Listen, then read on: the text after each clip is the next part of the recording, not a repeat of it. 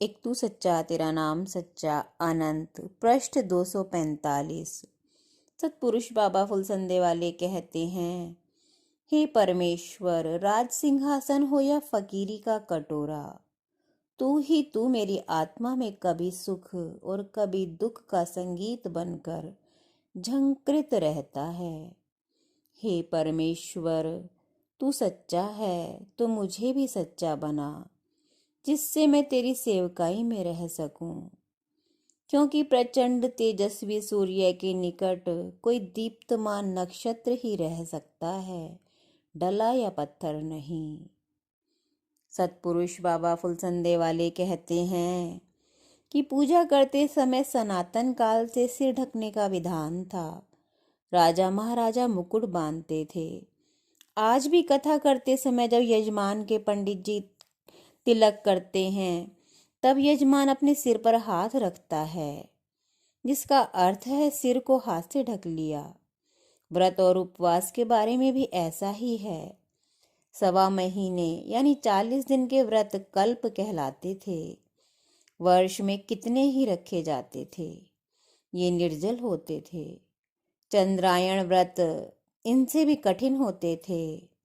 चांद की पहली तारीख में पूरे दिन व्रत रखकर चंद्र दर्शन कर आराधना के बाद जब व्रत खुलता था, तो पहले दिन 1 टुकड़ा, दूसरे दिन 2, तीसरे दिन 3 टुकड़े खाकर जल पीते थे।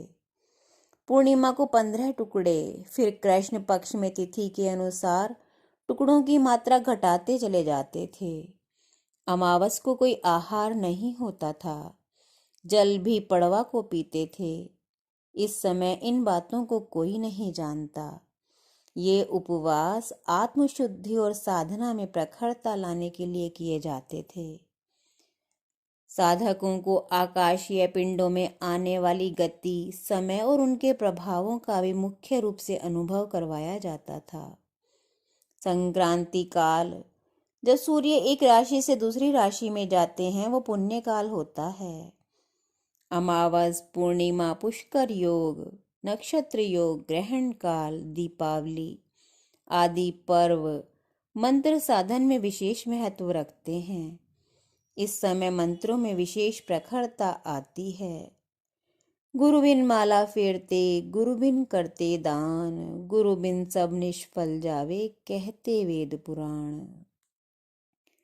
आराधना करते समय तुम कहीं भी हो, मुंह गुरु गद्दी की तरफ होना चाहिए, क्योंकि वहां परमेश्वर की मौजूदगी मानी जाती है। परमेश्वर अपने दिल में और पूरे सतगुरु में मौजूद है। परमेश्वर एक है, वह सत है। उस तक पहुंचने का साधन है उसका नाम, इसलिए वो भी सत है।